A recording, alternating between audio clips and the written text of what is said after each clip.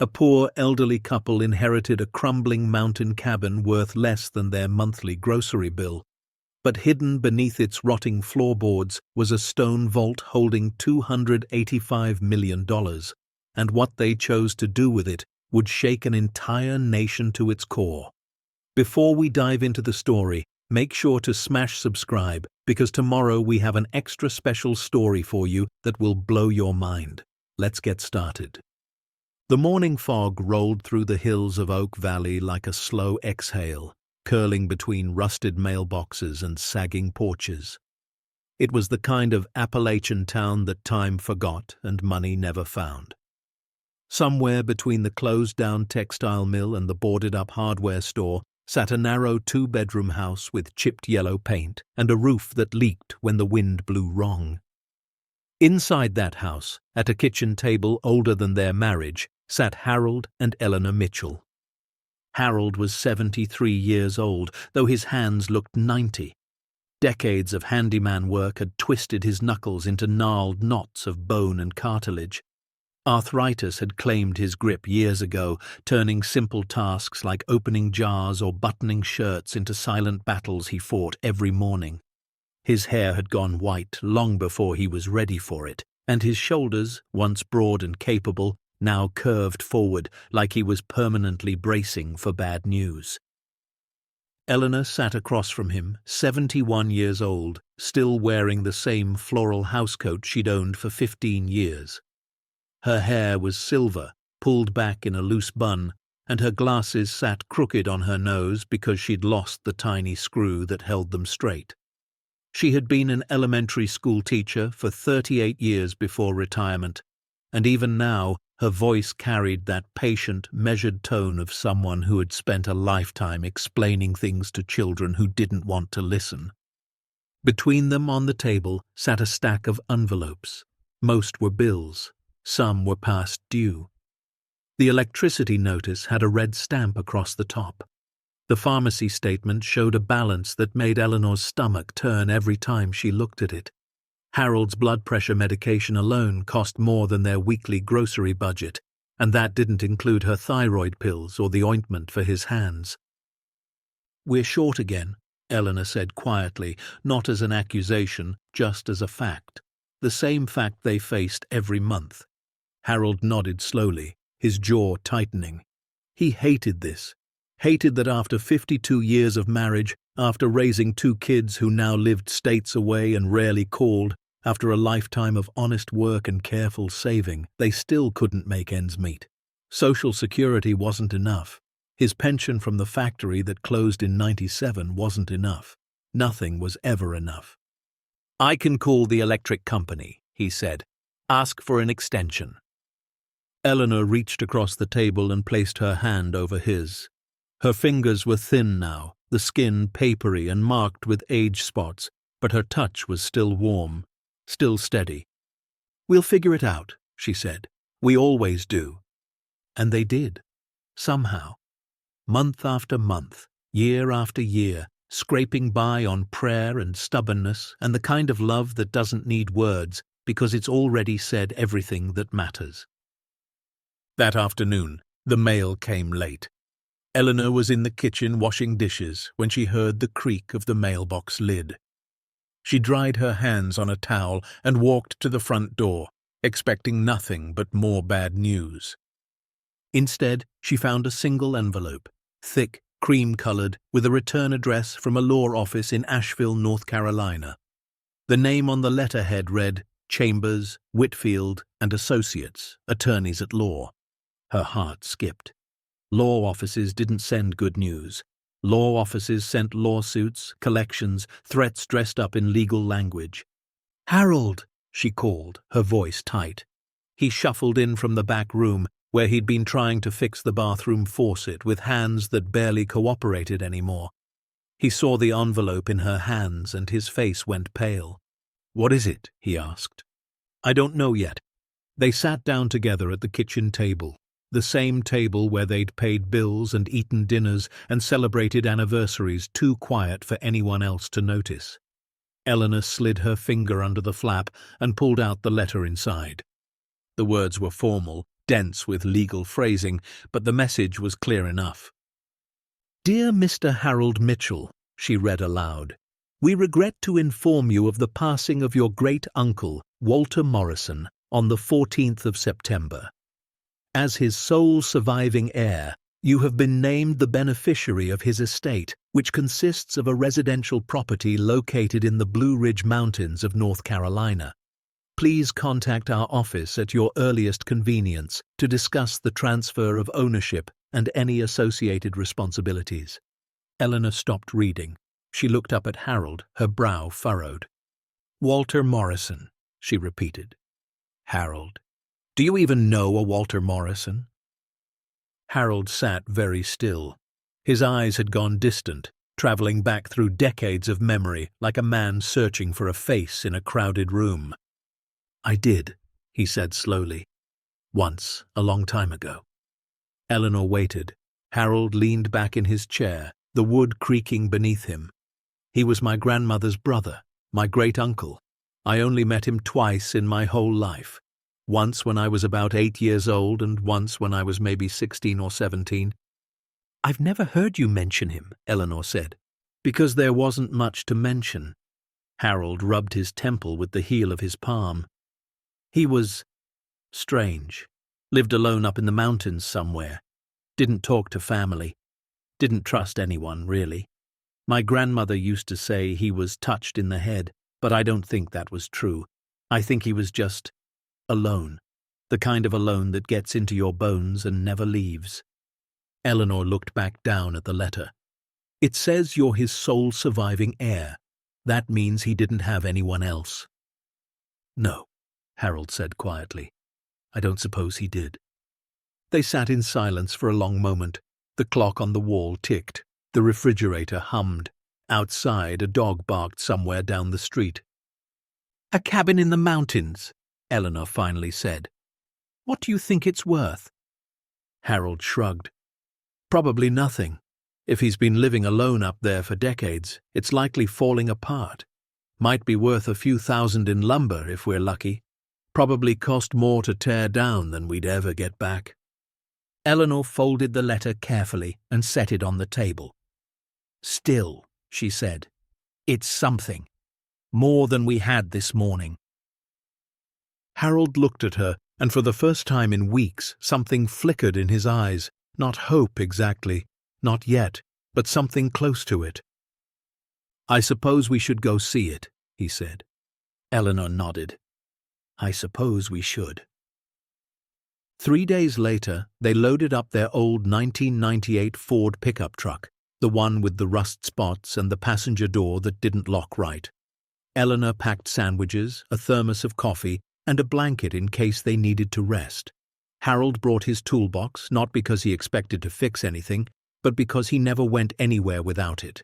It was habit. It was who he was. The drive took 6 hours.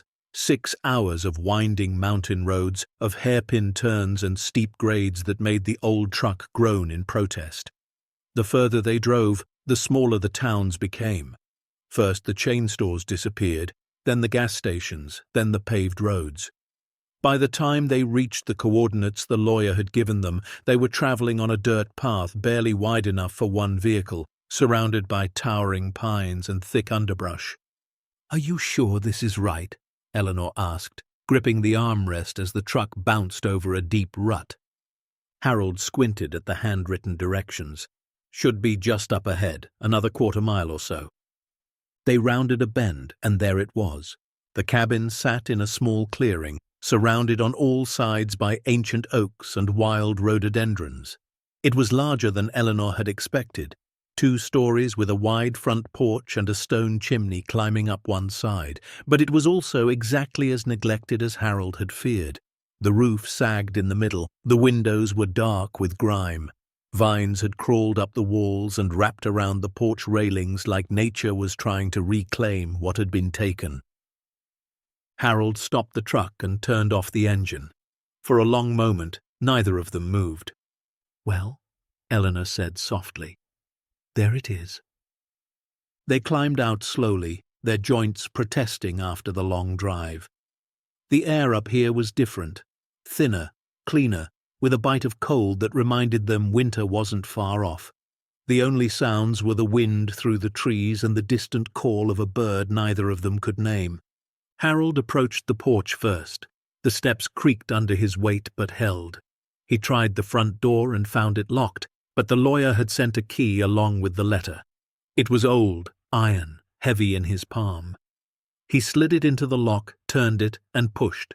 The door swung open with a groan that echoed through the empty house. Inside, the air was thick with dust and the smell of old wood. Sheets covered the furniture like ghosts frozen in place. Cobwebs stretched across corners and doorways. But beneath the neglect, Eleanor could see the bones of something solid. The floors were real hardwood, warped in places but still intact. The fireplace was massive, made of stacked mountain stone. The beams overhead were hand-hewn, the kind of craftsmanship you couldn't find anymore. "It's not as bad as I thought," she said, running her finger along a dusty windowsill. Harold grunted. "Give me a day. I'll find plenty wrong with it." But even he couldn't hide the flicker of interest in his eyes. This place had been built to last.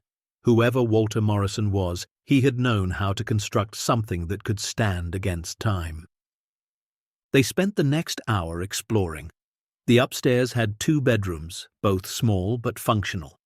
The kitchen had an old cast-iron stove and a hand pump for water that still worked when Harold tested it. The bathroom was primitive, just a toilet and a sink, but the pipes seemed intact. "We could stay a few days," Eleanor suggested. "Clean it up a bit, see what we're really working with before we make any decisions."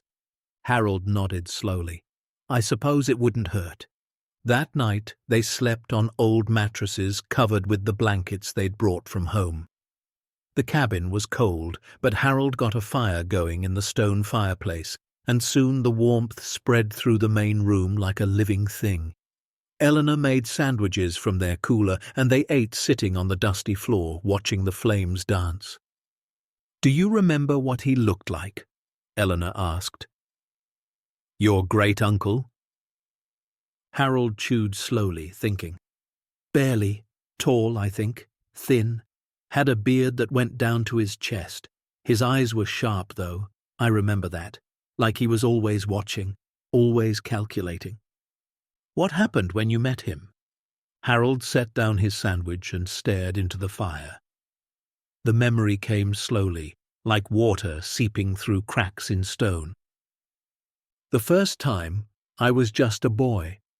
My grandmother took me up to see him. She was worried about him, I think, wanted to make sure he was still alive. We drove for hours, and when we got there, he barely said 10 words to us. Just stood on his porch and stared. My grandmother gave him some food she'd brought, and he took it without thanking her. That was it. We left." Eleanor listened quietly, her hands wrapped around a cup of coffee from the thermos. "The second time," Harold continued. "I was older, 16 or 17, like I said. I was driving through the mountains with a friend, and our truck broke down on the side of the road. Middle of nowhere. No one around for miles." He paused, his jaw tightening at the memory. "I was about to start walking when this old pickup came rattling down the road. It stopped, and out stepped Walter Morrison. I didn't recognize him at first. He was older, grayer, thinner than I remembered, but those eyes were the same." "What did he do?" Eleanor asked. "He looked at the truck, didn't say a word, just got down on the ground, slid underneath, and started working. My friend and I stood there like idiots, not knowing what to do. After about 20 minutes, he crawled back out, wiped his hands on his pants, and said, 'Try it now.' I turned the key, and it started right up." Harold shook his head slowly. "I tried to thank him, tried to offer him money, gas money at least. He just looked at me with those sharp eyes and said, 'You're the Mitchell boy.' I said yes. He nodded once, got back in his truck, and drove away. That was the last time I ever saw him." Eleanor was quiet for a long moment. "He remembered you." "I guess he did. After all those years, after barely meeting you twice, he remembered." Harold picked up his sandwich again, but didn't take a bite. I don't know what it means. Maybe nothing. Maybe the man just had a good memory. But Eleanor wasn't so sure. Something about this whole situation felt different, felt deliberate. A man who trusted no one, who lived alone for decades, who had no family to speak of, had chosen Harold Mitchell as his sole heir. That wasn't an accident. That was a decision. The next morning, Harold woke before dawn. His back ached from the old mattress, and his hands were stiff from the cold, but there was work to do. There was always work to do. He started with the basics, checking the foundation, testing the walls for water damage, examining the roof from the inside for leaks. The cabin was old, probably built in the 1940s or 50s based on the construction style, but it had been built well. The stone foundation was solid. The walls were true. The roof needed patching in a few spots, but nothing catastrophic. Eleanor spent the morning cleaning. She found an old broom in a closet and swept decades of dust from the floors. She washed windows with water from the hand pump and rags torn from an old sheet. By noon, the cabin looked almost livable. "We could fix this place up," she said, standing in the middle of the main room with her hands on her hips. "Sell it, maybe. Or rent it out to vacationers. People pay good money to stay in mountain cabins these days." Harold was on his hands and knees near the fireplace, tapping the floorboards with his knuckles. It was habit, really.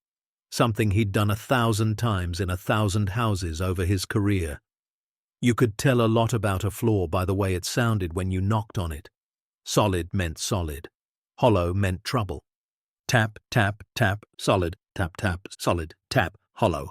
Harold stopped. His brow furrowed. He tapped again. Definitely hollow. He shifted his weight and tapped a few inches to the left. Hollow there, too. He moved to the right. Same thing. There was a space beneath these boards, something more than just the crawl space under the house. Something intentional. "Eleanor," he called, his voice strange. "Come here."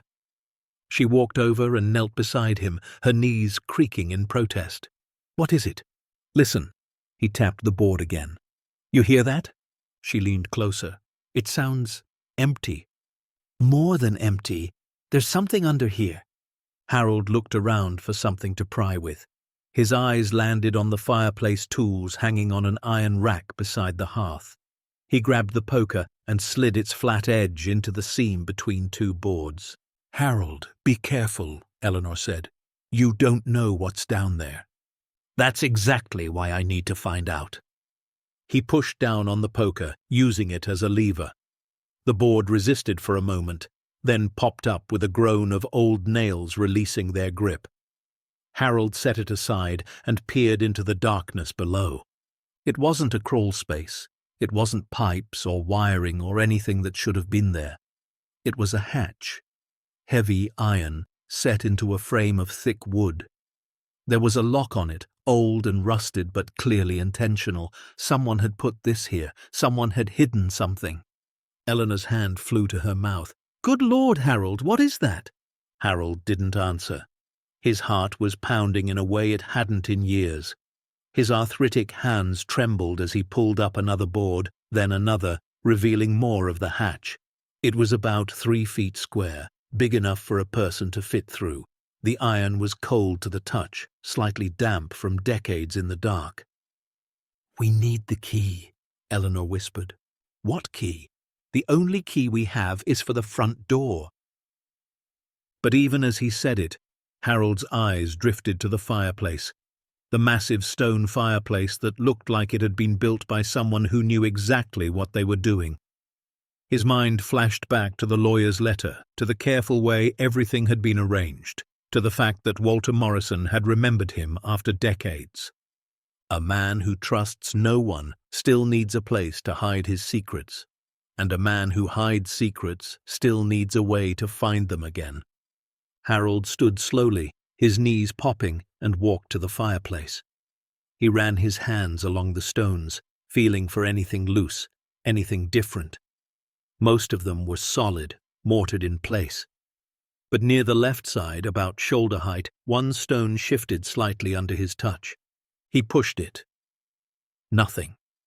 He pulled it. Nothing.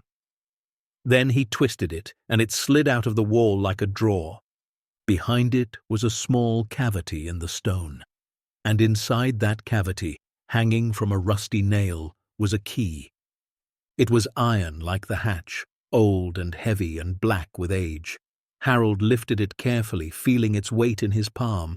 It was real. This was all real. He walked back to the hatch and knelt beside Eleanor. Their eyes met. "Are you sure about this?" she asked. Harold looked down at the key, then at the hatch, then at his wife of 52 years. "No," he said honestly, "but I think we need to know." He slid the key into the lock.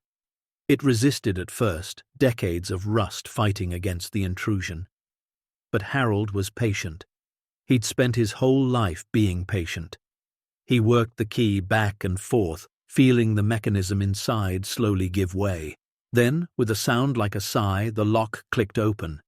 Harold removed it and set it aside. He gripped the iron handle of the hatch with both hands, his arthritic fingers screaming in protest, and pulled. The hatch swung open with a groan that seemed to echo up from somewhere deep and forgotten. Cold air rushed out, carrying the smell of earth and stone and something else. Something ancient. Eleanor shined her flashlight into the opening. Below them, carved into the mountain itself, was a staircase. Stone steps descending into absolute darkness. There was no sound from below. No movement. Just the stairs, spiraling down into the unknown. "Harold!" Eleanor breathed. "What did your uncle bury under this cabin?" Harold stared into the darkness, his heart hammering against his ribs. He thought of the man who had fixed his truck 40 years ago without asking for thanks. The man who had remembered him when no one else did. The man who had lived alone in these mountains for decades, trusting no one, hiding from the world. Whatever was down there, Walter Morrison had wanted him to find it. And for reasons Harold couldn't explain, that scared him more than anything else. He looked at Eleanor, at the woman who had stood beside him through poverty and struggle and 52 years of making do with less than enough. She looked back at him, her eyes wide but steady. Whatever came next, they would face it together. They always had.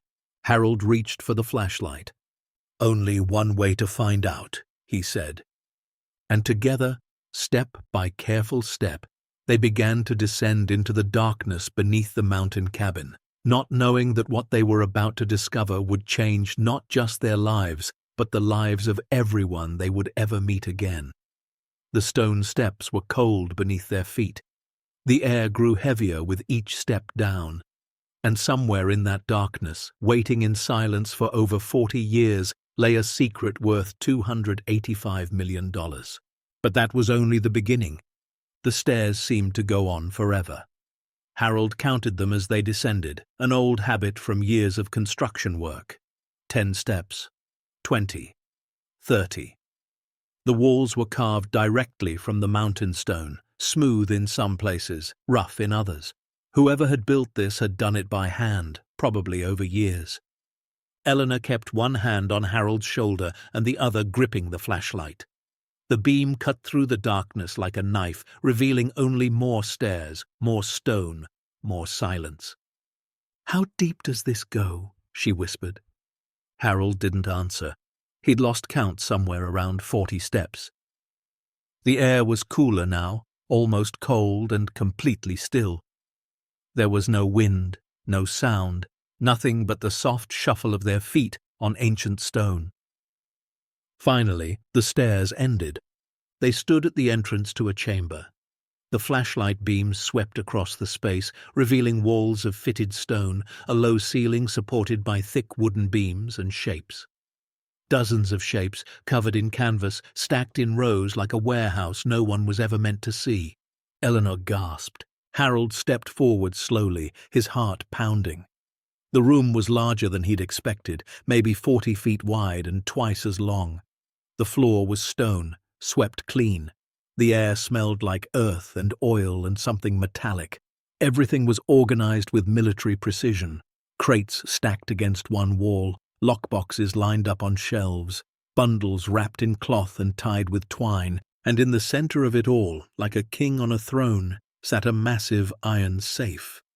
It was the size of a refrigerator, painted black, with a combination dial on the front that gleamed dully in the flashlight's beam. "Harold," Eleanor breathed, "what is this place?" He didn't answer, couldn't answer. His mind was still trying to process what his eyes were seeing. This wasn't a basement, this wasn't a root cellar. This was a vault, a genuine purpose-built vault, carved into the mountain beneath a cabin that the world had forgotten. Slowly, carefully, Harold approached the nearest stack of crates. They were wooden, old, with faded stencils on the sides that he couldn't quite make out. He found one with a loose lid and pried it open with trembling fingers. Inside, nestled in straw like eggs in a nest, were gold bars. Real gold. Solid gold. Each bar about the size of a brick, stamped with numbers and dates. 1952, 1957, 1963. Harold picked one up, and the weight of it almost made him drop it. It had to be 20 pounds, maybe more. "Eleanor," he said, his voice cracking. "Eleanor, come look at this." She walked over on legs that felt like they might give out any second. When she saw what he was holding, she made a sound somewhere between a laugh and a sob. Is that real?" "It's real." They stood there for a long moment, the gold bar heavy in Harold's hands, the flashlight beam shaking as Eleanor tried to hold it steady. Neither of them could speak. Neither of them could think. This wasn't possible. Things like this didn't happen to people like them. Poor people. Ordinary people. People who spent their whole lives just trying to get by. But here it was. Harold set the gold bar back in the crate and moved to the next one. More gold. He opened another. Coins this time. Old coins. Silver and gold. Some of them foreign, some American, all of them old. He wasn't an expert, but even he could tell these weren't ordinary coins. They were collectibles, rarities, the kind of things you saw in museums, not buried under mountain cabins. Eleanor had moved to the shelves along the wall. She opened a lockbox and found stacks of cash. Actual paper money, bundled with rubber bands that had long since rotted away. The bills were old, from the 50s and 60s based on the designs, but they were preserved. Vacuum sealed in plastic, like someone had known exactly how to keep them safe. "There's hundreds of thousands of dollars here," she whispered, "maybe millions." Harold opened another crate. Gemstones, rubies and emeralds and sapphires, each one wrapped individually in velvet cloth. Another crate held jewelry, rings and necklaces and brooches that looked like they belonged in a palace, not a hole in the ground. The paintings came next, wrapped in oilcloth and stacked against the far wall. Harold carefully unwrapped one and gasped. He didn't know much about art, but even he recognized quality when he saw it. The brushwork, the colors, the age of the canvas, these weren't reproductions, these were originals. Eleanor found the documents, a whole shelf of them, stock certificates from companies that had merged and grown over decades, property deeds, bearer bonds, insurance policies, all of it organized, labeled, preserved. "Harold," she said, her voice barely above a whisper, I think this is worth more than we could ever imagine." He stood in the center of the vault, surrounded by wealth beyond comprehension, and felt his legs begin to shake. He grabbed the edge of a crate to steady himself, his arthritic fingers screaming in protest. This wasn't possible. This couldn't be real. But it was. And then Eleanor found the desk. It was small, wooden, tucked into an alcove near the back of the vault. On top of it sat a leather-bound journal, the kind with a strap that wrapped around to keep it closed. Beside it was an old photograph in a tarnished silver frame. Eleanor picked up the photograph first. It showed a young man in work clothes standing beside a mine entrance. He was smiling, actually smiling, something Harold had never seen in any memory of Walter Morrison. The man in the photo looked hopeful, looked alive. She set the photo down and picked up the journal. The leather was cracked with age, but the pages inside were intact. She opened it to the first page and began to read. "My name is Walter Morrison," she read aloud, her voice trembling. "And if you are reading this, then I am dead, and someone has finally found what I spent my life protecting." Harold moved closer, his heart pounding. Eleanor continued reading. "I was born in 1922 in a small town in West Virginia. By the time I was 15, I was working in the coal mines like my father and his father before him. I learned early that the world takes more than it gives and that trusting others only leads to pain." She turned the page. "But I also learned something else. I learned that the mountains hold secrets, gold, silver, gems that men had overlooked for centuries. While others dug for coal, I dug for treasure, and I found it." Eleanor's voice caught. She looked up at Harold, tears streaming down her face. "He was a prospector," she said, "a miner. He spent his whole life finding this, collecting it, hiding it." "Why?" Harold asked. "Why hide it? Why not use it?" Eleanor looked back down at the journal. She flipped through the pages, scanning the handwriting that grew shakier as the years went on. "Listen to this," she said. 1954. The bank failed today. Lost everything I had in savings. 10 years of work, gone in a day. I will never trust another institution again. What I find, I will keep. What I keep, I will hide. The world cannot take what the world does not know." She flipped forward. 1963. Bought another bar today. Hit it with the others. The vault is nearly full. I should feel satisfied. Instead, I feel only fear. What is the point of wealth if you are too afraid to spend it? Further still. 1978. I am old now. My hands shake. My eyes fail. I have spent my life accumulating what others dream of, and I have nothing to show for it but loneliness. I have pushed away everyone who ever tried to love me. I have trusted no one, and now I sit in my cabin alone, surrounded by treasure I cannot touch and memories I cannot escape." Eleanor wiped her eyes. She flipped to the very last entry, the handwriting so shaky it was barely legible. September 2023. I know the end is near. I can feel it in my bones. I have spent months thinking about what to do with all of this. Who deserves it? Who can be trusted? And then I remembered the boy. Eleanor looked at Harold. His face had gone pale. "The Mitchell boy," she read. "I met him only twice. Once when he was a child, too young to remember. Once when he was a teenager, stranded on the side of the road with a broken truck. Everyone else drove past him that day. Everyone else looked away. But he stood there waiting, believing someone would stop." Eleanor's voice broke. She took a breath and continued. "I stopped, and when I fixed his truck, he tried to thank me, tried to pay me. I refused, but I never forgot him. In a world of people who take, he was someone who gave, someone who waited, someone who believed." She turned to the final page. "I leave everything to Harold Mitchell, not because he is family. Blood means nothing to me. I leave it to him because once, on a lonely road, he reminded me that kindness still exists. I could not use this fortune. I was too broken, too afraid. But maybe he can do what I could not. Maybe he can share it with a world I was too afraid to trust." Eleanor closed the journal. Silence filled the vault. The flashlight beam trembled. Harold stood frozen, tears rolling down his weathered cheeks. 50 years ago, he had been a teenager with a broken truck, waiting on the side of a mountain road. He hadn't known it then, but that moment of patience, that simple act of standing and waiting and believing someone would help, had changed everything.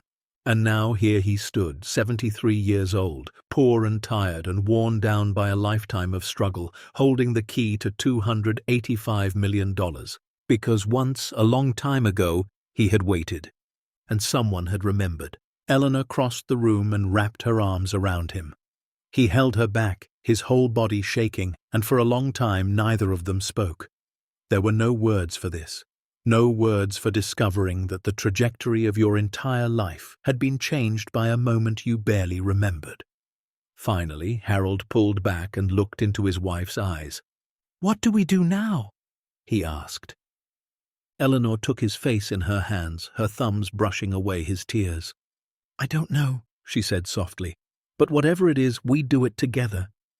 They looked around the vault, at the gold bars and the gemstones, at the paintings and the documents, at the safe in the center that they hadn't even opened yet, at the journal that held the story of a lonely man who had spent his life running from trust. This fortune had been hidden for over 40 years. It had been accumulated over a lifetime, and now, for better or worse, it belonged to them. But even in that moment of discovery, even as the weight of $285 million pressed down on their shoulders, neither Harold nor Eleanor could have imagined what was coming. The calls from lawyers, the claims from relatives they'd never met, the vultures who would circle the moment word got out, and the choice they would have to make. A choice that would define not just their lives, but their legacy. Because finding a fortune is one thing, knowing what to do with it is something else entirely. Harold took Eleanor's hand. She squeezed it back. "One step at a time," he said. She nodded, and together they began the slow climb back up the stone stairs, leaving the vault behind, carrying a secret that would soon change everything. The darkness closed around them as they ascended, but for the first time in longer than either of them could remember, it didn't feel like darkness. It felt like the beginning. The morning light felt different when Harold and Eleanor emerged from the cabin. Brighter somehow. Sharper. Like the world itself had shifted overnight and nothing would ever look quite the same again. They stood on the sagging porch, coffee cups trembling in their hands, staring out at the overgrown clearing without really seeing it. Neither of them had slept. How could they? Every time Harold closed his eyes, he saw gold bars gleaming in the darkness. Every time Eleanor tried to rest, she heard Walter's words echoing in her mind. The boy who stopped, the boy who waited, the boy who believed. 52 years of marriage had taught them how to read each other's silences, and right now both of them were drowning in the same unspoken question. What now? "We should go back down," Eleanor finally said. Her voice was hoarse from hours of crying and not crying. "We need to know exactly what's there." Harold nodded slowly. His hands ached worse than usual, the arthritis flaring from the cold night and the stress that had settled into his bones like concrete. But she was right. They'd been so overwhelmed by the discovery that they'd barely scratched the surface. The massive safe in the center of the vault remained unopened. Half the crates were still sealed. They had found a fortune, but they didn't yet know its full measure. "I'll get the flashlights," he said. They descended the stone steps for the second time, moving slower now. The shock had worn off enough to be replaced by something else. Caution, reverence, fear. This wasn't a dream they could wake up from. This was real, and real had consequences. The vault looked different in the light of 2 flashlights instead of 1. Bigger, somehow, more organized. Harold realized now that Walter had built this place over decades. The older items were in the back, covered in thicker layers of dust. The newer ones were closer to the stairs, added over the years as the collection grew. Eleanor found a kerosene lantern on a shelf near the entrance. The wick was still good, and there was fuel in the reservoir. She lit it, and warm yellow light flooded the space, chasing shadows into corners and revealing details they'd missed the night before. "Look at this," she breathed. The walls were lined with shelves, each one labeled with handwritten tags. Gold, silver, coins, gems, documents, art. It was like a museum archive, meticulously organized by a man who had nothing but time and obsession. Harold started with the crates they hadn't opened. The first contained more gold bars, these ones stamped with dates from the early 1960s. The second held silver ingots, tarnished but solid. The third was filled with bags of coins, some American, some foreign, all of them old. Eleanor worked on the lockboxes. The first two contained cash, hundreds of thousands of dollars in old bills, preserved in vacuum-sealed bags that had kept them pristine for decades. The third held jewelry, not costume pieces, but the real thing. Diamond rings with stones the size of fingernails, pearl necklaces with clasps made of gold, emerald earrings that caught the lantern light and threw green fire across the walls. "Harold," she whispered, "these pieces alone must be worth millions." He looked up from the crate he was examining. His face was pale, his hands shaking. "I know." They worked in silence for hours, cataloguing what they found. The paintings numbered 17 in total, all originals based on the age of the canvases and the quality of the brushwork. Eleanor recognized a few of the styles from her years teaching art history to fifth graders: Impressionist, Renaissance, Baroque. These weren't just valuable, they were historically significant. The documents took even longer to sort through. Stock certificates from companies that had grown into Fortune 500 giants over the decades. Bearer bonds that were still redeemable.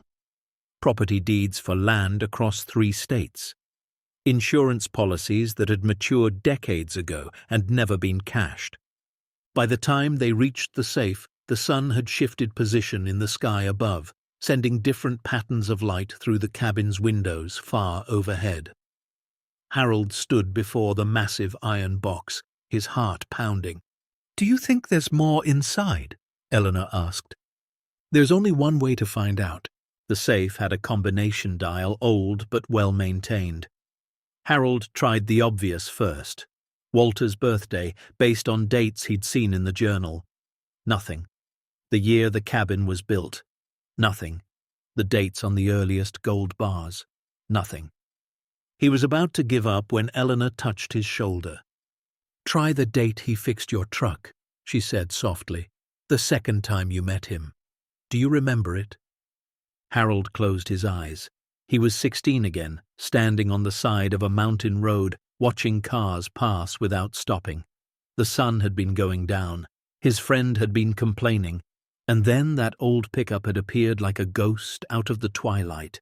"August," he said slowly. "August 19th, 1967. He reached for the dial. 081967. Click. The safe door swung open. Inside were 3 things. The first was a metal box containing what looked like legal documents. Titles, deeds, and at the bottom a handwritten letter addressed to "Whoever opens this safe." The second was a smaller wooden box, ornately carved with a brass clasp. Eleanor opened it carefully. Inside, resting on faded velvet, was a ring. Not a man's ring, a woman's ring, with a modest diamond at its center and 2 small sapphires on either side. The third was a leather pouch, heavy and worn. Harold untied the cord and poured the contents into his palm. Gold nuggets, raw, unrefined gold nuggets, a dozen of them, each one the size of a marble or larger. "These were the first ones," Eleanor whispered, reading from a tag attached to the pouch. "The ones that started it all. August 1942. My first strike. The beginning of everything." Harold stared at the nuggets in his hand. 80 years ago, a young man had pulled these from the earth with his bare hands, and from that moment he had never stopped, never rested, never trusted anyone enough to share what he'd found. Until now. Eleanor picked up the letter from the metal box and unfolded it carefully. The paper was old but preserved, the handwriting shaky but legible. "If you are reading this," she read aloud, "then you have proven yourself worthy of the combination. Only someone who knew me, truly knew me, could have guessed it. That date changed my life. I stopped to help a stranger, and in doing so, I remembered what it felt like to be human." She paused, her voice catching.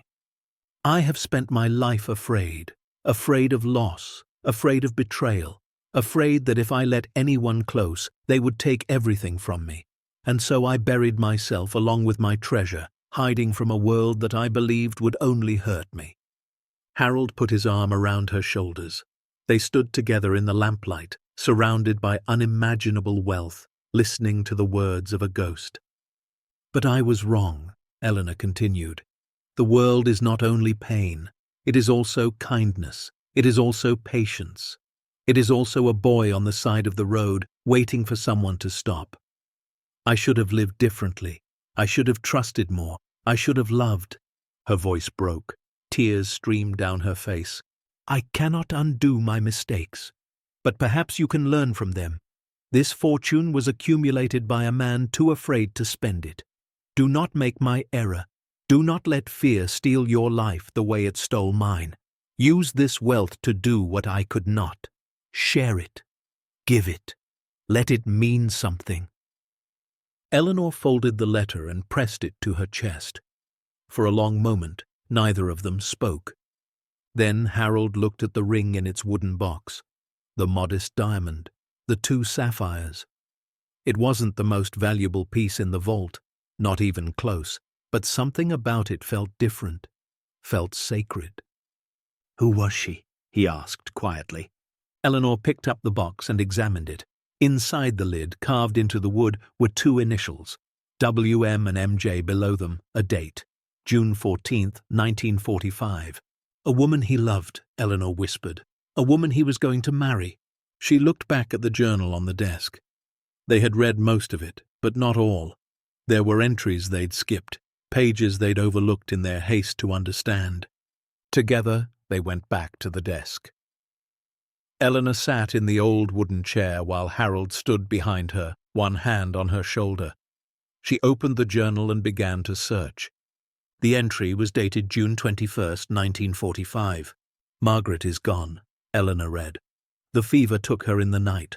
I was not there when she passed. I was in the mountains, chasing gold, believing there would always be more time. Now there is no time left. Only this ring I never gave her. Only this emptiness that will never fill." Eleanor turned the page. "I buried her beside the old oak on her father's farm. I stood there for hours, unable to speak, unable to cry. When I finally walked away, something inside me had died with her. I returned to the mountains because they were the only place that could not hurt me. The earth does not betray. The stone does not leave. Only people do." She closed the journal gently. The vault was silent except for the soft hiss of the kerosene lamp. "He never recovered," Harold said quietly. "He lost her, and he never let himself love anyone again." Eleanor nodded, wiping her eyes. "He spent 80 years hiding from grief, accumulating treasure he could never enjoy, pushing away anyone who might have helped him heal." She looked around the vault, at the gold and the gems and the paintings, at the decades of obsessive collecting, at the monument to fear and loneliness that surrounded them on every side. "This isn't just wealth," she said. "This is a warning.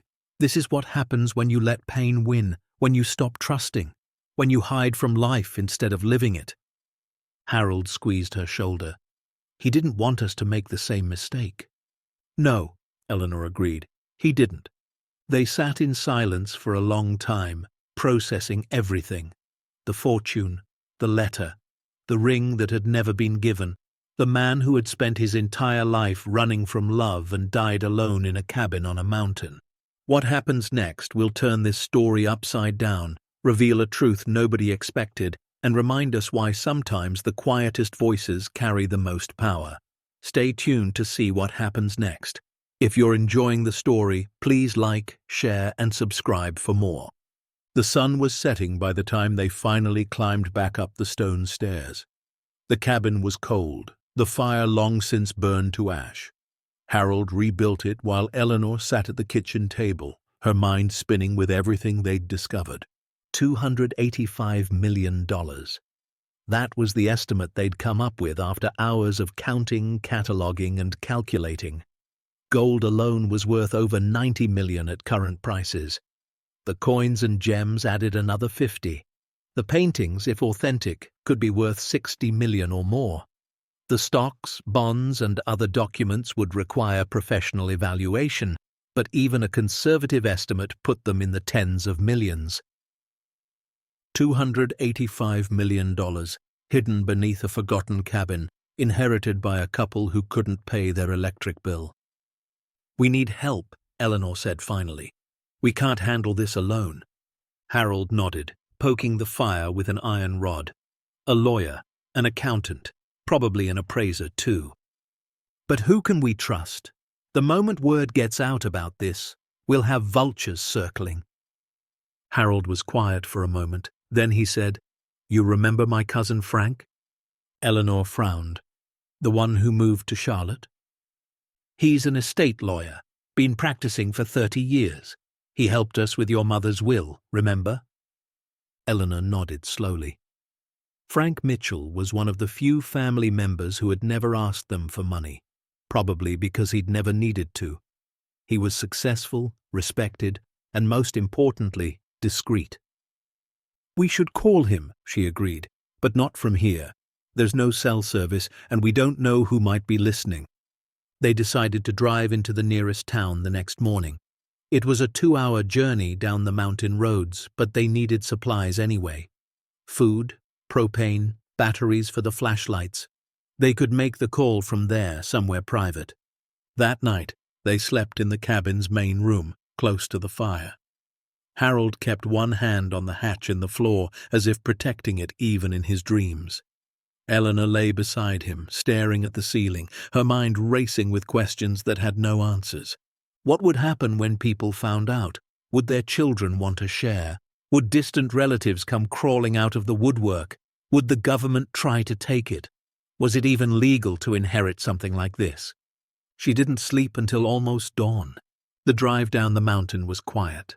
Harold kept his eyes on the road while Eleanor watched the trees pass by. The world looked the same as it had a week ago, but they both knew it wasn't. They had crossed a line that couldn't be uncrossed. The town was called Miller's Crossing, and it wasn't much more than a gas station, a general store, and a diner. Eleanor went inside to buy supplies while Harold found a payphone outside the post office. Frank answered on the third ring. "Harold, is that you? I haven't heard from you in years." "I know, Frank. I'm sorry. Listen, I need your help. Something's happened." There was a pause. "What kind of something?" Harold looked around, making sure no one was within earshot. "I can't explain it over the phone, but it's big. Bigger than anything I've ever dealt with. I need you to come out here, to the cabin. I'll pay for your travel, your time, whatever you need." Frank was quiet for a long moment. "Harold, you sound scared." "I am scared, Frank, but not for the reasons you might think." Another pause. Then, "Where are you?" Harold gave him the location. Frank said he could be there in 2 days, maybe sooner if he cleared his schedule. "And Frank, don't tell anyone. Not your wife, not your partners, nobody. Not until you see what we've found." Frank agreed, though his voice was thick with confusion and concern. Eleanor came out of the general store with 2 bags of groceries. She saw Harold's face and knew the call had been made. 2 days, he said. She nodded. "Then we wait." But waiting was harder than they'd expected. The first sign of trouble came that afternoon when they stopped at the gas station to fill up before heading back to the cabin. An older man in a flannel jacket was leaning against the pump, watching them. "You folks the ones who bought the Morrison place?" he asked. Harold froze. "Excuse me?" "The cabin up on the ridge. Word is some out-of-towners inherited it. That you?" Eleanor stepped closer, her voice steady. "Who's asking?" The man shrugged. "Just curious. That place has been empty for decades. People talk." "Well, there's nothing to talk about," Harold said, finishing with the pump. "Just an old cabin. Nothing special." The man's eyes narrowed slightly. "If you say so." They drove away faster than they should have. Eleanor kept checking the mirrors, but no one followed.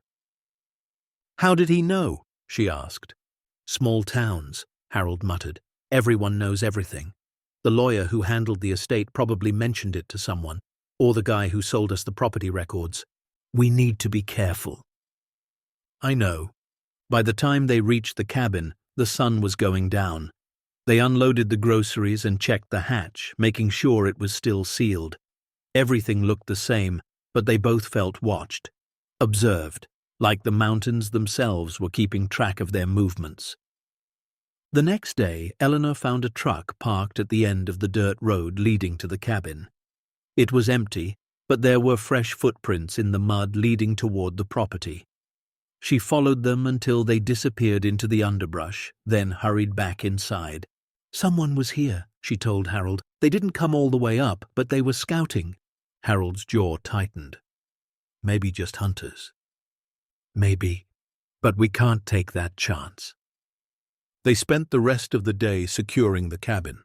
Harold reinforced the locks on the doors.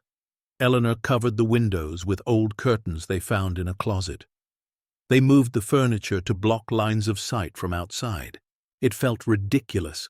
Two elderly people barricading themselves in a mountain cabin like they were expecting an invasion. But they both knew what was at stake. $285 million attracted attention. The wrong kind of attention. Frank arrived on the morning of the third day.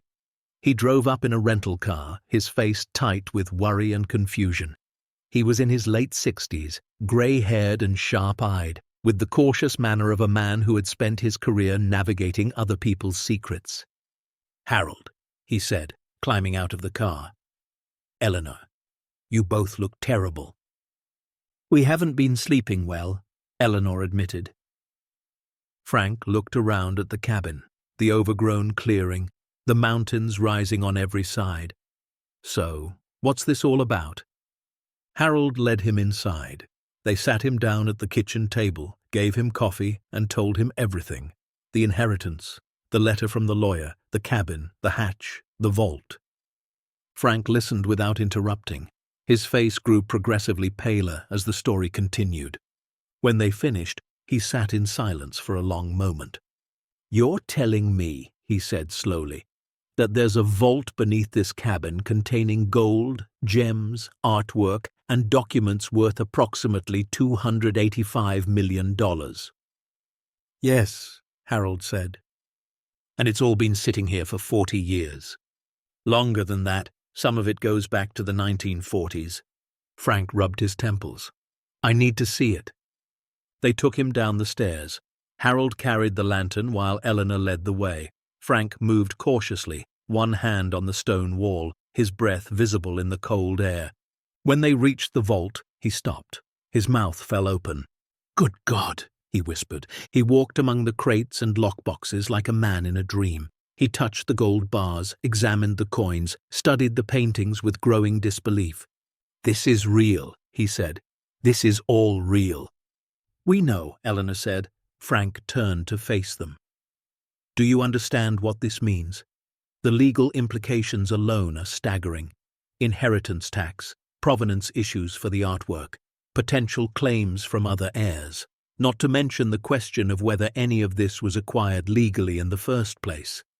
"We've thought about all of that," Harold said. "That's why we called you." Frank was quiet for a long moment. Then he said, "Okay, here's what we're going to do. First, we need a complete inventory. Everything in this vault needs to be documented and photographed. Second, we need to establish clear legal ownership. The will named you as sole heir, but we need to verify that and file the appropriate paperwork.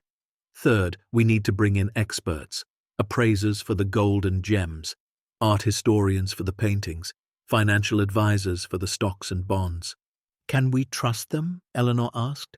"To keep this quiet?" Frank nodded slowly. "I know people, professionals who understand discretion. But Eleanor, I have to be honest with you. A discovery like this, it won't stay secret forever. Eventually word will get out, and when it does, you're going to face challenges you can't even imagine." Harold and Eleanor looked at each other. They'd known this was coming. They'd just hoped they'd have more time. "We'll deal with that when it happens," Harold said. "Fair enough," Frank agreed. "But in the meantime, we need to be smart, careful, and above all, we need to move quickly. The longer this sits here unprotected, the greater the risk. They spent the rest of the day in the vault, documenting everything. Frank took photographs with his phone, while Harold and Eleanor made lists. By nightfall, they had catalogued less than a quarter of what was there. "This is going to take weeks," Frank said, exhausted. "We have time," Eleanor said. "We're not going anywhere." But even as she spoke, she knew it wasn't true. They were running out of time. The man at the gas station, the truck at the end of the road, the footprints in the mud. Someone already knew they were here. Someone was already watching. And it was only a matter of time before they found out what was hidden beneath the cabin. The next morning, Eleanor woke to the sound of an engine. She sat up quickly, her heart pounding, and looked out the window. A black SUV was parked at the edge of the clearing. A man in a dark coat was standing beside it, looking at the cabin. "Harold," she whispered. "Harold, wake up." He was beside her in an instant, peering through the curtain. "Who is that?" "I don't know." The man stood there for a long moment, just watching. Then he got back in the SUV and drove away. Frank came downstairs, his face pale. "I saw him." "We all did," Harold said. "This isn't good. We need to accelerate our timeline, get the experts up here now, establish ownership before anyone can challenge it." "And if they come back?" Eleanor asked. Frank was quiet for a moment. Then he said, "We make sure they have no legal grounds to stand on, and we pray that's enough." But deep down, they all knew it wouldn't be. The vultures were already circling, and soon they would make their move. Over the following week, Frank brought in his team, an appraiser from Atlanta who specialized in precious metals, an art historian from the University of Virginia, a forensic accountant who had spent 20 years tracing hidden assets for the federal government. Each of them signed ironclad non-disclosure agreements before stepping foot in the vault. Each of them gasped when they saw what was there. The appraiser spent 3 days examining the gold and gems. His preliminary estimate put their value at over $140 million. The art historian nearly wept when she saw the paintings. "This is a lost Vermeer," she said, pointing to one canvas. "It was stolen from a Dutch museum in 1943 and never recovered. This alone could be worth $50 million. The accountant traced the stocks and bonds back through decades of mergers and acquisitions. Some of these certificates represent founding shares in companies that are now worth billions," he said. "The dividend payments alone, if they'd been collected, would be astronomical." By the end of the week, the total estimate had climbed to $285 million, maybe more, depending on how the markets moved and how the provenance issues were resolved. Harold and Eleanor sat on the cabin porch that evening, watching the sun set behind the mountains. Frank had gone back to Charlotte to file the initial paperwork. The experts had returned to their respective cities, sworn to secrecy but buzzing with excitement. $285 million, Harold said quietly. Eleanor shook her head. "I still can't believe it." "Neither can I." They sat in silence for a long moment. Then Eleanor said, "What are we going to do with it?" Harold looked at her. After 52 years, he could still get lost in her eyes. "I've been thinking about that," he said, "about what Walter wrote, about how he wasted his life hiding from the world." Eleanor nodded. "He wanted us to be different. He wanted us to share it, to use it, to let it mean something." Eleanor reached over and took his hand. Her fingers were thin and frail, but her grip was strong. "Then that's what we'll do," she said. Harold smiled. It was the first real smile he'd worn since they found the hatch. "That's what we'll do." But even as they spoke, even as they planned for the future, they didn't know what was coming. The challenges, the lawsuits, the relatives who would emerge from the shadows claiming blood rights to a fortune they'd never known existed. They didn't know about the developer who had been circling the property for months, waiting for the right moment to make his move. They didn't know about the journalist who had already heard whispers of a hidden treasure in the Blue Ridge Mountains. And they didn't know about the letter that was already in the mail. A letter from someone claiming to be Walter's son. Someone who said he had a legal right to every penny. The storm was coming. And Harold and Eleanor Mitchell, two poor elderly people who had never asked for anything but a simple life, were about to find themselves at the center of the biggest inheritance battle the state had ever seen. But that is a story for next time. For now, they sat on the porch, watching the stars appear one by one, holding hands like they had for 52 years, grateful for each other and terrified of what tomorrow might bring. The vault beneath the cabin held $285 million. But the real treasure, they were only beginning to understand, was the choice they would have to make about what to do with it.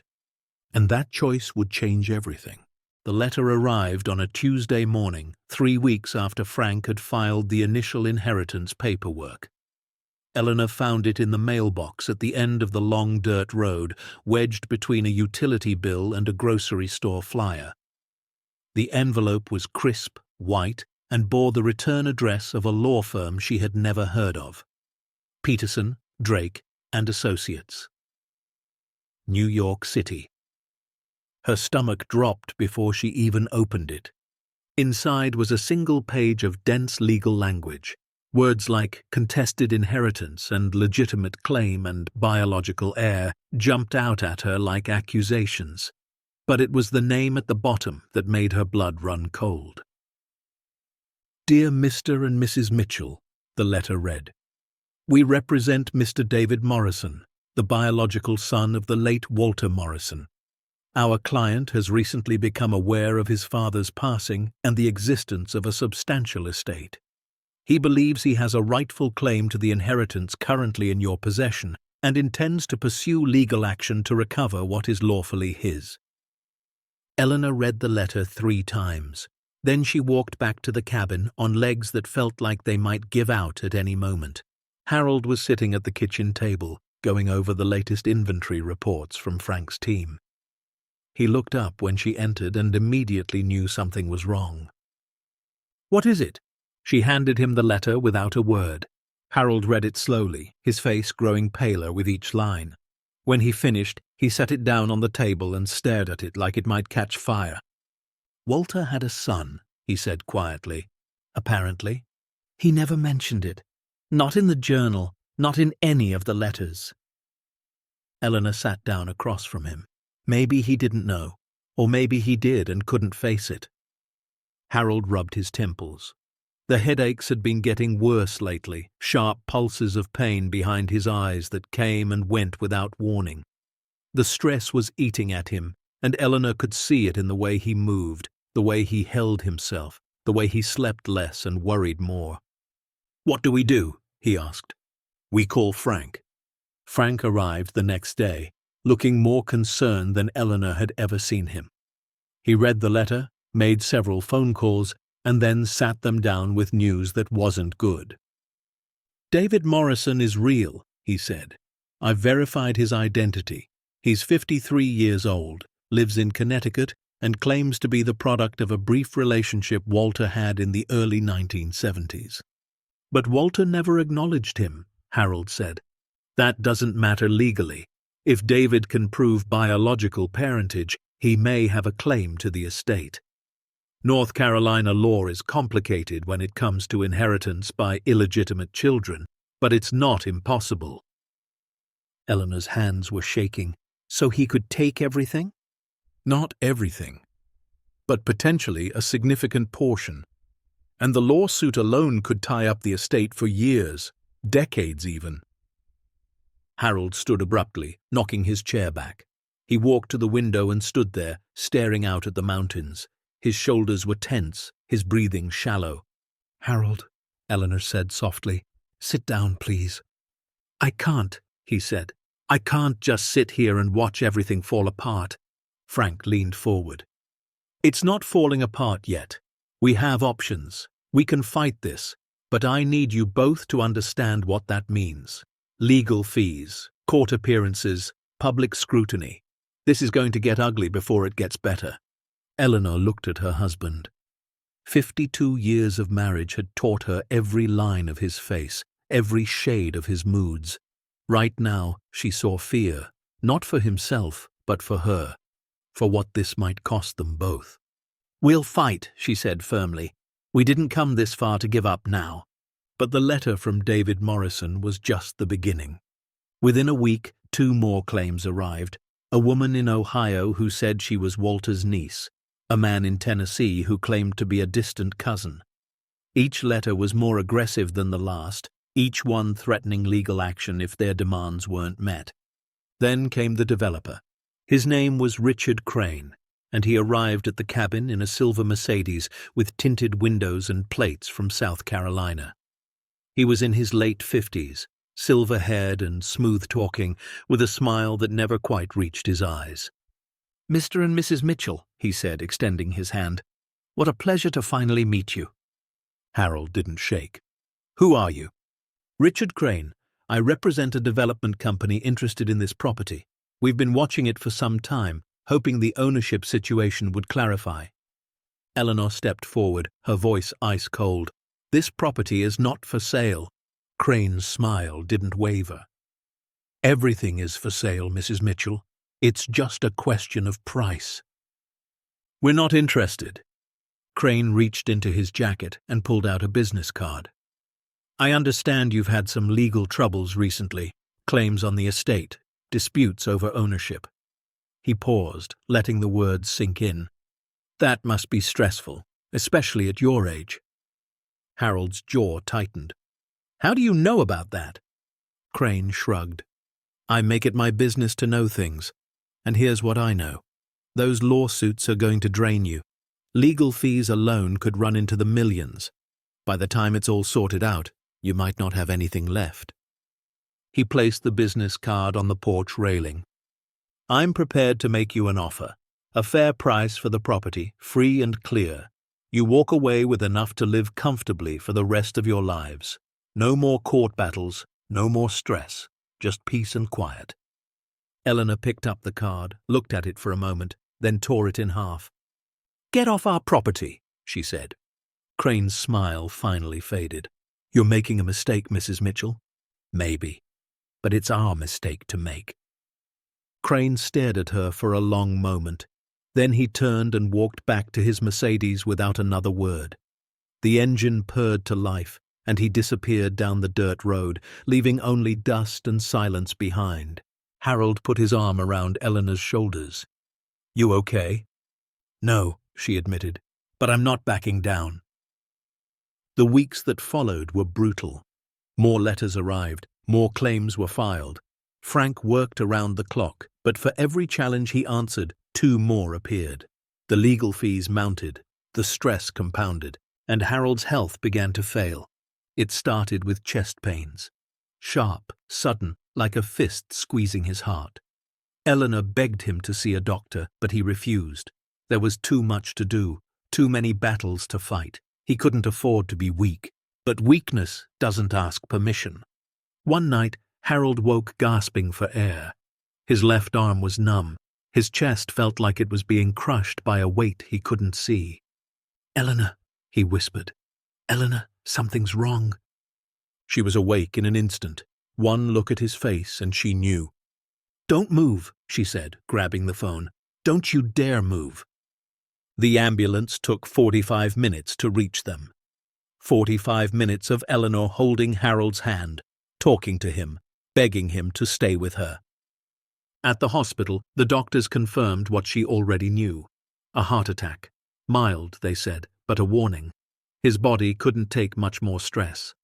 Eleanor sat beside his bed, watching him sleep. He looked so fragile, so old. When had he gotten so old? She thought about the vault, about the gold and the gems and the paintings worth millions, about the lawsuits and the claims and the developer who smiled like a snake. And she made a decision. When Harold woke, she was still there, holding his hand. "Hey," he said weakly. "Hey yourself." She smiled, but there were tears on her cheeks. "How bad is it?" "Bad enough. The doctor says you need to rest, no more stress." Harold let out a breath. Fat chance of that. Eleanor squeezed his hand. Harold, listen to me. I've been thinking about the money, about all of it. He looked at her, waiting. Walter spent his whole life hiding from the world. He accumulated all that wealth, and it brought him nothing but loneliness. He died alone in a cabin, surrounded by treasure he was too afraid to spend. Harold nodded slowly. I know. I don't want that for us. I don't want to spend whatever years we have left fighting in courtrooms and watching our backs. That's not living. That's just surviving. So what are you saying? Eleanor took a deep breath. I'm saying we give it away. Harold blinked. What? The fortune. All of it. We keep enough to pay off our debts, cover our medical bills, live simply for whatever time we have left, and the rest we give to charity, to causes that matter, to people who need it. Harold stared at her. Eleanor, that's $285 million. I know what it is, and I know what it's costing us. Your health, our peace, our lives. It's not worth it, Harold. No amount of money is worth losing you. Harold was quiet for a long moment. The hospital machines beeped softly. Outside the window, the sun was setting, painting the sky in shades of orange and gold. What about the lawsuits? He finally asked. The claims? Let them have nothing to fight over. If we give it all away, there's nothing left to sue for.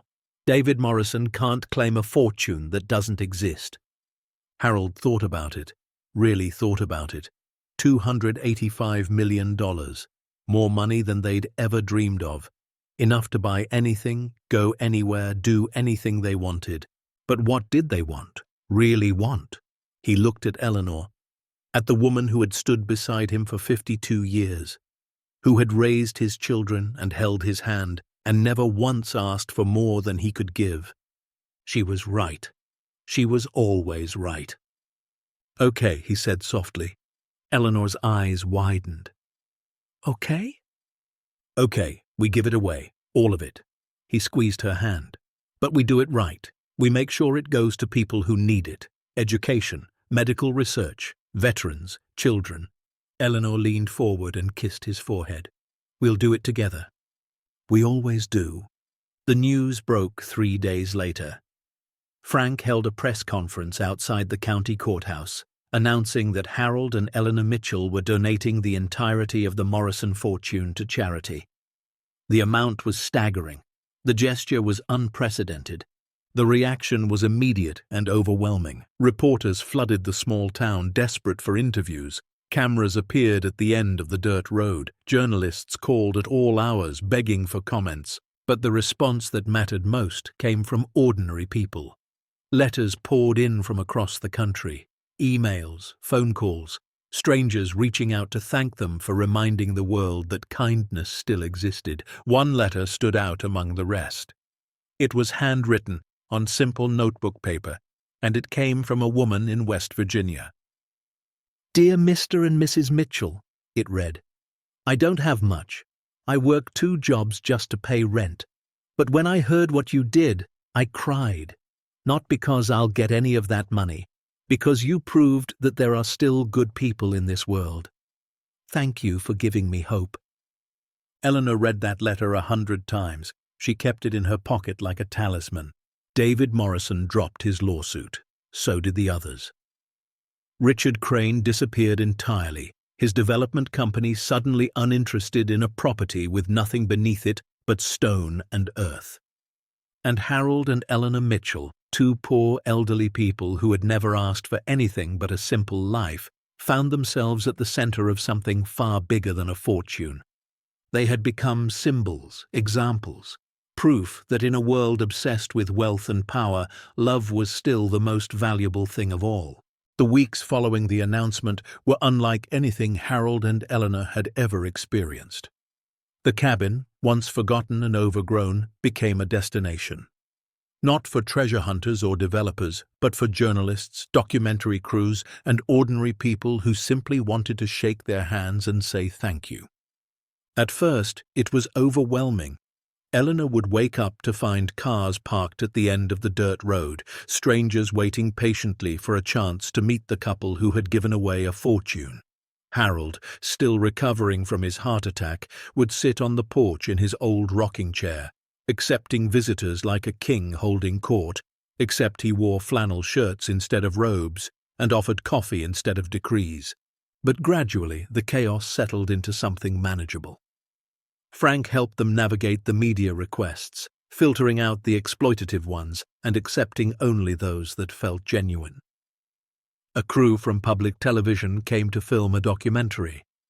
A reporter from the Washington Post wrote a feature that was shared millions of times online. A children's book author asked permission to tell their story for young readers. Through it all, Harold and Eleanor remained exactly who they had always been: humble, kind, bewildered by the attention but grateful for the opportunity to spread a message they believed in. "It's not about the money," Eleanor told one interviewer. "It never was. Walter spent his whole life accumulating wealth he was too afraid to use. We didn't want to make the same mistake. We wanted it to mean something, and mean something it did." Within 3 months, the Walter Morrison Foundation was officially established. Frank assembled a board of directors that included financial experts, community leaders, and 2 people who had been personally impacted by the decision: a veteran who had lost his leg in Afghanistan and a young woman who had aged out of the foster care system with nothing but a garbage bag of belongings. The foundation's mission was simple: to support education, healthcare, and community development in rural Appalachia, the same region that had been forgotten by the rest of the world, the same mountains where Walter had hidden his treasure and Harold and Eleanor had found it. The first grant went to a small elementary school in Oak Valley, the same town where Harold and Eleanor had struggled to pay their electric bill just months earlier. The school had been crumbling for years, its roof leaking, its textbooks outdated, its teachers underpaid and overworked. With the foundation's support, everything changed. New computers, new books, a renovated gymnasium, scholarships for students who wanted to go to college but couldn't afford it. Eleanor visited the school on the day the renovations were completed. She stood in the hallway, surrounded by children who looked at her like she was some kind of superhero, and felt tears streaming down her face. "Thank you," the principal said, gripping her hand. "You have no idea what this means." But Eleanor did know. She had been a teacher for 38 years. She knew what it felt like to watch a child's potential slip away because there weren't enough resources. She knew the heartbreak of seeing bright minds dim under the weight of poverty. Now, because of a decision she and Harold had made together, those children had a chance. The second grant went to a community health clinic that served 3 counties. It was the only medical facility for miles, and it had been operating on a shoestring budget for decades. With the foundation's funding, they hired 2 new doctors, purchased modern equipment, and expanded their services to include mental health support. Harold visited the clinic a few weeks after it reopened. He was there for a checkup, his heart still fragile after the attack, but he spent most of the appointment listening to stories from the staff. "We had a woman come in last week," one nurse told him. "She'd been dealing with chronic pain for years, but couldn't afford to see a specialist. We got her the help she needed. First time in her life she's been pain-free." Harold nodded, his eyes glistening. "That's what it's for," he said quietly. "That's exactly what it's for." The grants kept coming.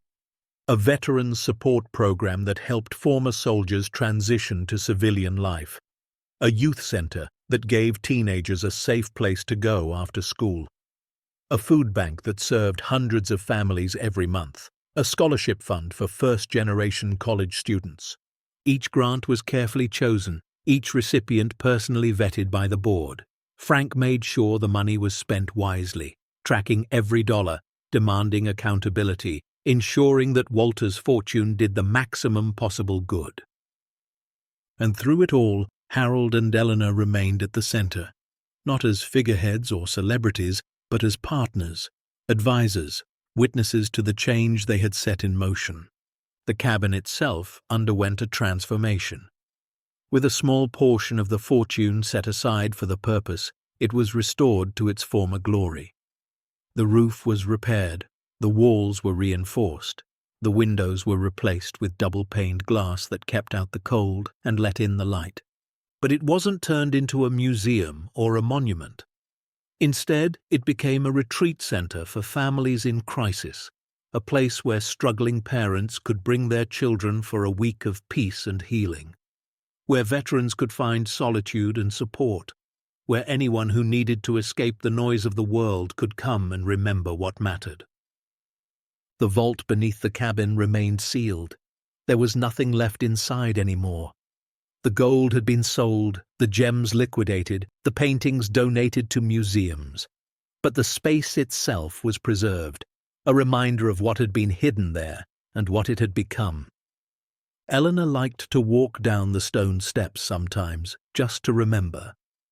She would stand in the empty chamber, her flashlight beam sweeping across bare walls, and think about Walter. About the lonely man who had spent his life running from love. About the letter he had written, hoping someone would finish what he couldn't. "We did it," she would whisper into the darkness. "We did what you asked." And though there was no answer, she felt something, a warmth, a presence, a sense that wherever Walter Morrison was now, he was finally at peace. Spring came early that year, painting the mountains in shades of green and gold. The rhododendrons bloomed in wild explosions of pink and white. The streams ran clear and cold, fed by melting snow from the higher peaks. Harold's health had stabilized. The doctors were cautiously optimistic, though they warned him to avoid stress and get plenty of rest. He followed their advice as best he could, which mostly meant sitting on the cabin porch and watching the world go by, but he couldn't sit still entirely. He'd spent his whole life working with his hands, and retirement didn't suit him. So he started teaching. It began with a young man named Marcus, who showed up at the retreat center with his mother and 2 younger siblings. Marcus was 17, angry at the world, convinced that nothing would ever change for him. His father had abandoned the family years ago. They'd been evicted from 3 apartments in the past year. He had no idea what he was going to do with his life. Harold saw something in him, a restlessness, a hunger, the same thing he'd seen in himself at that age. "You ever work with your hands?" Harold asked him one afternoon. Marcus shrugged, "Fixed a few things around the apartment, nothing major. Come with me." Harold led him to a small workshop he'd set up behind the cabin. It wasn't much, just a workbench, some basic tools, and a pile of lumber that had been donated by a local mill. "I'm going to teach you something," Harold said, "and you're going to listen, and when we're done, you're going to have a skill that no one can ever take away from you." Over the next 2 weeks, Harold taught Marcus how to build. They started with simple things, a birdhouse, a bookshelf, a small table for his mother's kitchen. But as Marcus's confidence grew, so did the complexity of the projects. By the end of the month, they were building a bed frame. Solid oak, hand-joined, the kind of craftsmanship that used to be common but had become rare in a world of disposable furniture and flat-pack assembly. When they finished, Marcus stood back and looked at what he'd created. His eyes were wet. "I made this," he said quietly. "I actually made this." Harold put his hand on the boy's shoulder. "You did, and you can make 100 more, 1,000. You've got the skill now. Use it." Marcus left the retreat center a different person than when he'd arrived. He went back to his hometown and got a job at a furniture workshop. Within a year, he was running his own small business, crafting custom pieces for clients across the state. He sent Harold a letter every few months, updates on his life, photos of his work, gratitude that never seemed to fade. "You saved me," he wrote in one letter. "I was ready to give up, but you showed me that I could build something, not just furniture, a life." Harold kept that letter in his shirt pocket, right next to his heart medication. On the hard days, when the pain flared and the exhaustion pressed down on him like a weight, he would take it out and read it, and somehow it made everything bearable. Eleanor had her own projects. She started a reading program for the children who came through the retreat center.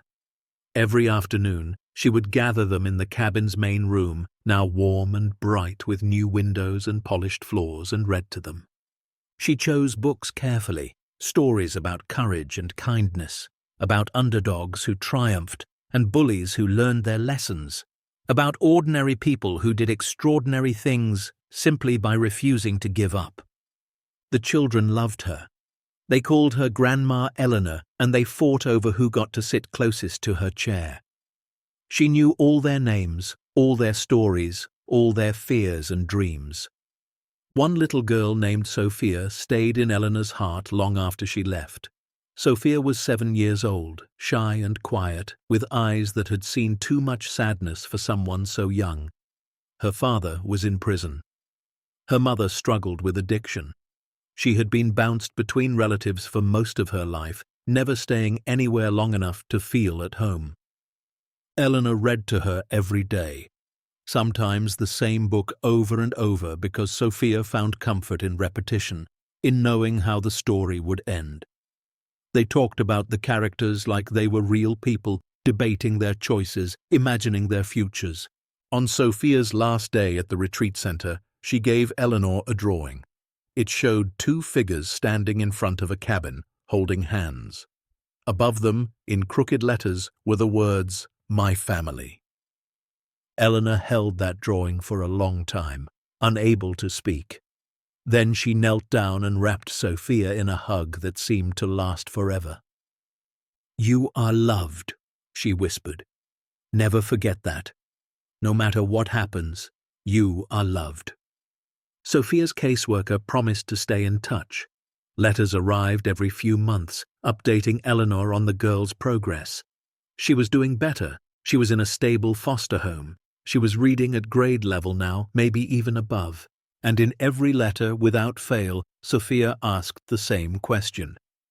"When can I come back and visit Grandma Eleanor?" Eleanor always wrote back the same answer.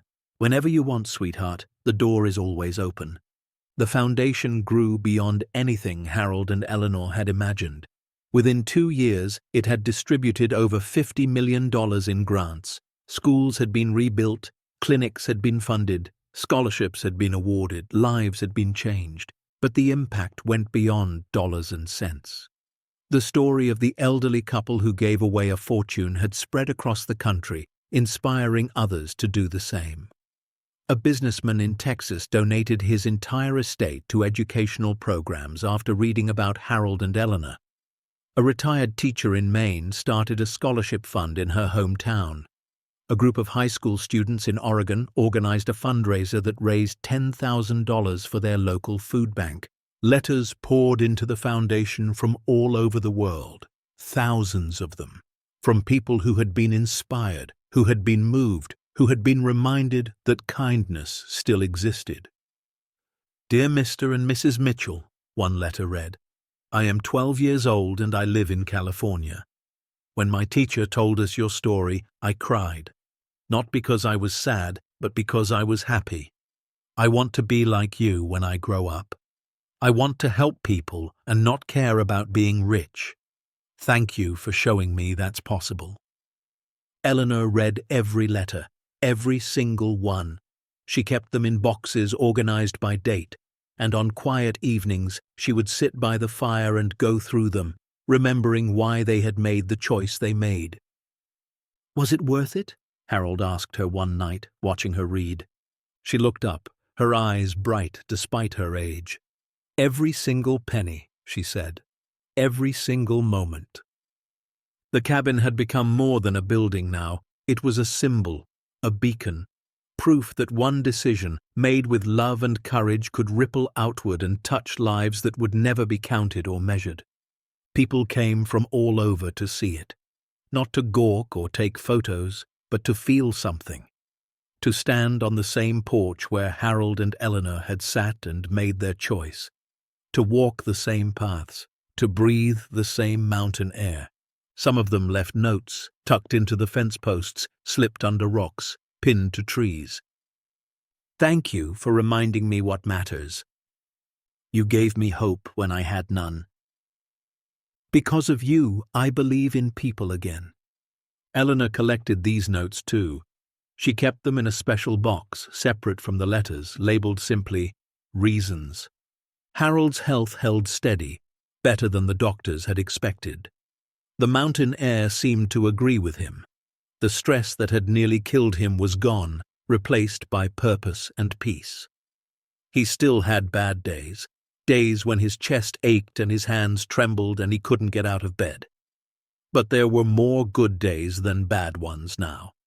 And on the good days, he felt more alive than he had in years. One evening in late autumn, as the leaves turned gold and the air grew crisp, Harold and Eleanor sat on the cabin porch together. The sun was setting behind the mountains, painting the sky in shades of orange and purple and red. They held hands like they always did, their fingers intertwined naturally, fitting together after 52 years, like pieces of a puzzle that had finally found their match. "Do you ever regret it?" Harold asked softly. Eleanor thought about the question, really thought about it. She thought about the money they could have had, the houses, the cars, the luxuries that most people dreamed of. Then she thought about Marcus, building furniture with his own hands, about Sophia, learning to read and believe she was loved, about the schools and clinics and programs that were changing lives every single day. "No," she said finally, "not for 1 second." Harold nodded. He had known that would be her answer. It was his answer, too. "We never needed the money," he said. "We just needed each other." Eleanor leaned her head against his shoulder. "And we always had that." They sat in silence as the sun dipped below the horizon. The stars began to appear one by one, scattered across the darkening sky like diamonds on velvet. "Walter would be proud," Eleanor said softly. Harold smiled. "I think he would." They thought about the man who had hidden a fortune beneath this cabin, the man who had spent his life running from love, accumulating wealth he could never enjoy, dying alone in the mountains he had never dared to leave. He had left them more than money. He had left them a choice, and they had made the right one. "You know what I've been thinking," Harold said after a while. "What?" "I've been thinking about that truck, the one that broke down on the side of the road when I was 16. Eleanor lifted her head. "The one Walter fixed?" "Yeah. I've been thinking about what would have happened if I hadn't waited, if I'd given up and walked away before he showed up." Eleanor was quiet, considering. "None of this would have happened," Harold continued. "The fortune would have gone to someone else, or to no one. It would have sat there until the cabin collapsed and buried it forever." "But you did wait," Eleanor said softly. "I did, and he remembered. After all those years, he remembered the boy who waited." Harold turned to look at his wife, his eyes glistening in the fading light. "That's the lesson, isn't it? That's what Walter wanted us to understand. Patience matters. Kindness matters. The small things we do, the moments we don't even remember, they ripple outward. They come back to us in ways we can't imagine." Eleanor squeezed his hand. "We'll never know all the lives we've touched." "No, but we know some of them, and that's enough." The night deepened around them. The crickets sang their ancient songs. The mountains stood silent and eternal, guardians of secrets both buried and revealed. Inside the cabin, a fire crackled softly. The walls were decorated with photographs now, pictures of the children who had come through the retreat program, pictures of the schools that had been rebuilt, pictures of Harold and Eleanor on the day they announced their decision, standing together in front of a crowd of cameras and microphones, looking slightly terrified but absolutely certain. Above the fireplace hung a framed copy of Walter's letter, the one they had found in the safe, the one that had changed everything. If you are reading this, then you have proven yourself worthy of the combination. Only someone who knew me, truly knew me, could have guessed it. That date changed my life. I stopped to help a stranger, and in doing so, I remembered what it felt like to be human. Beneath it, in a small shadow box, rested the ring Walter had never given, the modest diamond, the 2 sapphires, the symbol of a love that had been lost and a life that had been spent running from its memory. Eleanor had thought about returning the ring to Walter's descendants, to David Morrison, the son who had briefly threatened to sue them. But Frank had talked to David, and the man had surprised them all. "Keep it," David had said. "My father never gave me anything while he was alive, but what you're doing with his fortune, that's more than I could have asked for. That ring belongs in that cabin. It belongs with people who understand what love means," so it stayed. A reminder, a promise, a connection to the man who had started it all. The foundation continued to grow. By the 3rd year, it had distributed over $100 million. The remaining fortune was carefully invested, generating returns that would fund programs for decades to come. Long after Harold and Eleanor were gone, their legacy would continue. But they didn't think about the future much. They thought about the present. About each morning they woke up together. About each sunset they watched from the porch. About each child who came through the retreat center and left with hope in their eyes. They thought about the letters that still arrived, now numbering in the tens of thousands. About the calls and emails and visits from people whose lives had been changed by a decision made in a hospital room on a cold winter night. They thought about each other. 53 years now. 53 years of marriage, of partnership, of love that had weathered poverty and struggle and the discovery of a fortune and the decision to give it all away. They had never been rich by the world's standards. Even now, with the foundation in their name, they lived simply. The same cabin, the same routines, the same quiet joy in each other's company. But they were wealthy in ways that couldn't be measured, wealthy in purpose, wealthy in legacy, wealthy in the knowledge that they had done something that mattered. One morning in early spring, Eleanor woke to find Harold already on the porch watching the sunrise. She made coffee and joined him, settling into the chair beside his. "Beautiful morning," she said. "Every morning is beautiful now," he replied. She looked at him, at the man she had loved for more than half a century, at the lines on his face and the silver in his hair and the gentleness in his eyes. "I'm glad we did it," she said softly. "I'm glad we gave it all away." Harold reached over and took her hand. "Me too.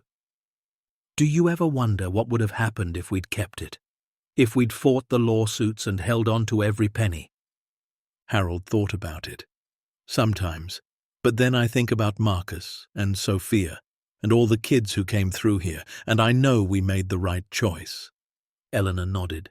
"The money was never ours to keep. It was ours to share." "Exactly," Harold smiled. "Walter spent his whole life accumulating a fortune he couldn't use. We spent a few years giving it away. And look what happened." He gestured at the mountains around them, at the cabin that had become a sanctuary, at the world that had been changed by their decision. "This is the real treasure," he said. "Not the gold, not the gems. This, us, the lives we've touched, the hope we've given." Eleanor leaned her head against his shoulder, just like she had on 1,000 other mornings. "I love you," she said. "I love you too." They sat in silence as the sun rose higher, warming their faces, filling the world with light. And in that moment, Harold and Eleanor Mitchell understood something that Walter Morrison had never learned. That wealth wasn't measured in dollars or gold or rare paintings. That the richest people in the world weren't the ones with the biggest bank accounts. The richest people were the ones who gave, who loved, who built something bigger than themselves. They had found a fortune worth $285 million, and they had discovered that the real treasure was something money could never buy. Purpose, connection, love, and the quiet knowledge that when their time came, they would leave the world better than they found it. The sun climbed higher. The birds sang in the trees. Somewhere in the distance, a child laughed. and Harold and Eleanor Mitchell, two poor elderly people who had never asked for anything but a simple life, sat on their porch and smiled, because they were, without question, the richest people in the mountains, and they always had been. Anyone can find unexpected fortune, but only the brave choose to share it. Anyone can accumulate wealth, but only the wise understand that true riches come from giving, not keeping. As the years passed and the seasons turned, the story of Harold and Eleanor Mitchell became something more than news. It became legend. Parents told it to their children at bedtime. Teachers shared it in classrooms. Strangers mentioned it in passing, a shorthand for hope and generosity and the belief that ordinary people could do extraordinary things.